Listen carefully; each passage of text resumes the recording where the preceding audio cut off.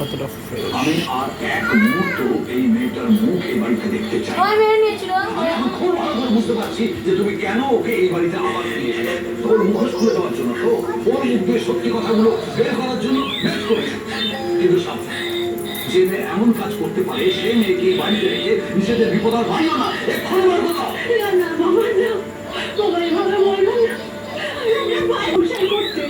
সূর্যর কাছে থাকতে চেয়েছিলাম সবসময় মা, আমি সবসময় সূর্যের সঙ্গে থাকতে চেয়েছিলাম।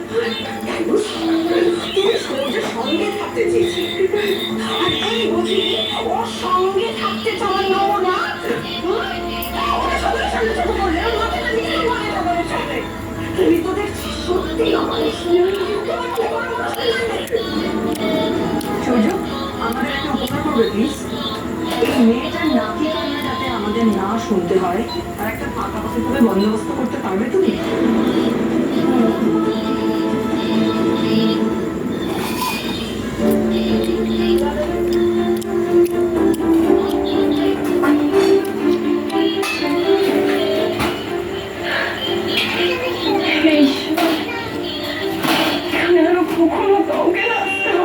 ল্যাপটপ চালাবি না?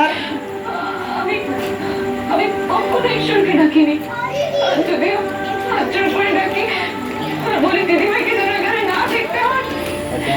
উনি কি আমার কথা শুনবে? এইখানে